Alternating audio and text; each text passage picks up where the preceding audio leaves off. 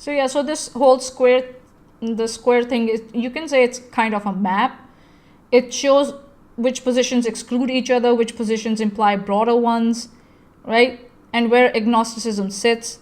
But even if a map overlaps, it's not a proof that places on the map are identical. The canonical square of opposition relations. The paper, The Presumption of Atheism, at number 5. So this is the one here. Anthony Flew, Presumption of Atheism, right? Canadian Journal of Philosophy.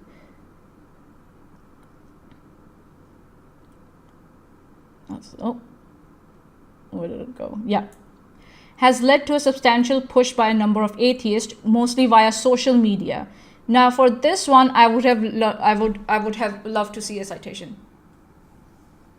Where have you seen it? Which atheists?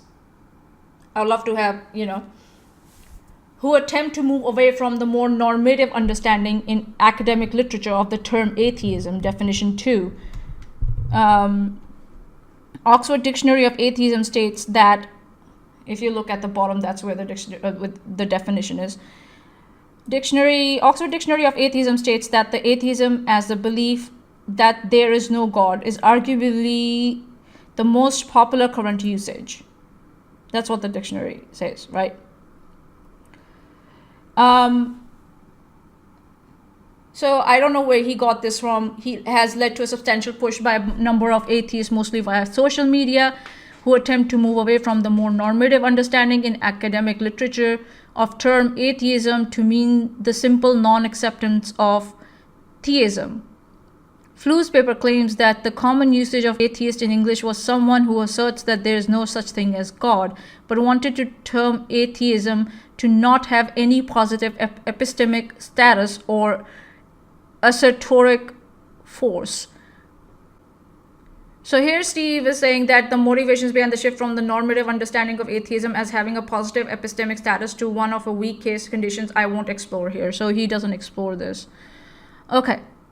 Whereas nowadays, the usual meaning of atheist in English is someone who asserts that there is no such thing as God. I want the word to be understood not positively but negatively. Quote. He's quoting someone. Okay. He's quoting Flew over here. To assert that the proposition in true has an associated sincere propositional disposition of belief that what subject asserts to be true, subject believes to be true. An assertion that P is sincere, proposition is sincere if and only if asserter believes that proposition. Assuming sincerity, then if subject asserts proposition, then subject believes proposition. So in reference to the usual meaning of someone who asserts that there is no such thing as God, subject believes that there is no such thing as God. By attempting to define atheism in the weak condition, it removes the assertion that God does not exist, and no longer bases atheism on the assertion of the ontological status of God not existing, but being wholly constitutive of the psychological state of the subject as mere passive unbelief, rather than the active disbelief. This Humpty Dumptyism should be rejected from semantic grounds. Humpty Dumptyism? Holy moly. Lewis Carroll through the looking glass. Oh my god. Dude. No. That's no. That's not how it goes. Come on. You cheeky bugger. So what he's trying to do is he's trying to turn from formal relations to more openly semantic complaint. That's what he's trying to do here, yeah? What he's saying is that Flew's presumption of atheism encouraged people to move away from the supposedly more normative academic meaning of atheism as a belief that God does not exist, towards weaker meaning of mere non-acceptance of theism, right? He's quoting Flew's lines that he wants the word understood not positively but negatively. and then says that broadening the term in this way removes the positive epistemic status of atheism and reduces it to passive psychological condition of unbelief. The paper even calls the move Humpty Dumptyism. I'm in my academic mode right now, so I'm not taking anything personally over here, or saying, that, you can't see it from Steve's point of view. No, that's fine. Again, there's a legitimate complaint there, right?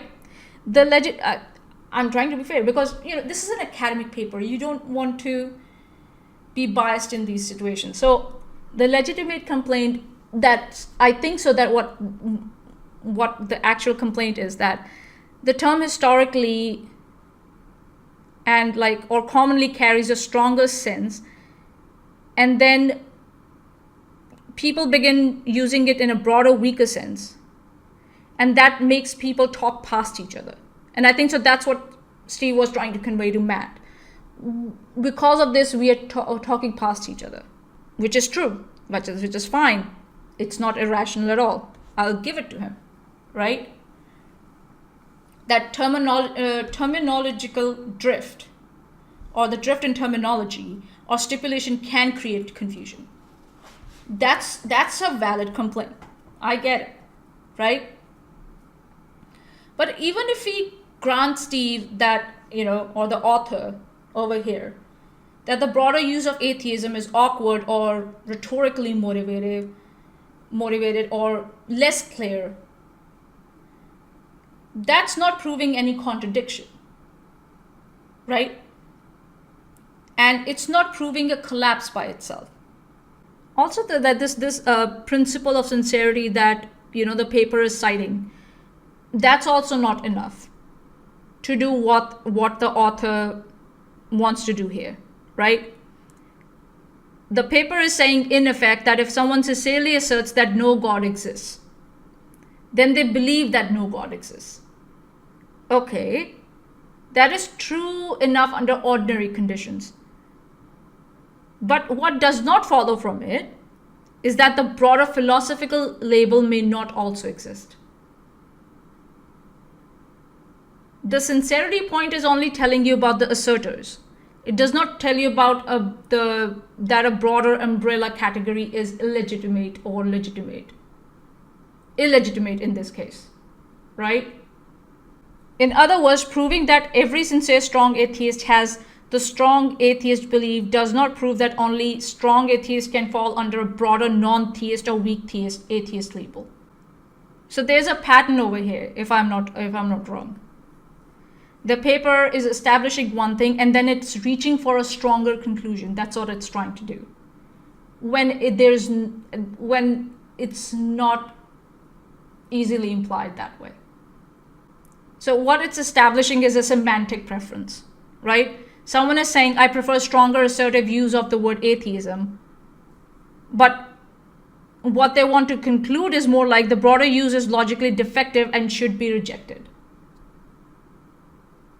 Which is no. So the conclusion does not follow from a mere preference for a stronger lexical norm. That's not how it does. Preference does not make the conclusion automatically follow. So there can be two debates that can happen here, right? Which label is more tacit or clearest? Which label is historically standard? Which label is rhetorically better? And then the other debate can be, does the broader labeling scheme generate a contradiction or collapse? Two different things.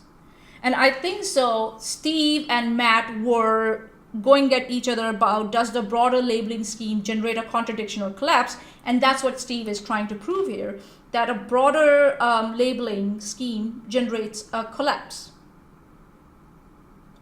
when we have seen here that it's not so. Collapse would mean categories themselves have stopped doing distinct work. Overlap means two broad categories may share some of the same cases. Ambiguity means a word has more than one possible sense. So yeah, this section is this canonical square of opposition relationship. This section is advancing the first kind of complaint, but the paper later talks as though it has won the second debate. Starts with the first one and then pretends it's won the second one.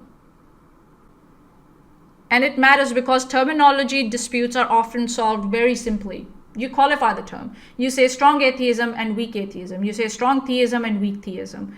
That is the ordinary fix for ambiguity, right? You do not need a dramatic story about semantic collapse to explain why qualifications help.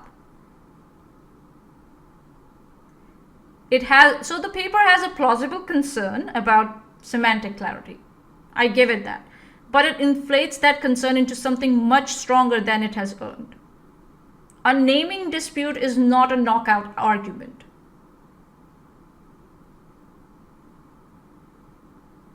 Even if the paper wins the dictionary fight, it still wouldn't automatically win the logic fight.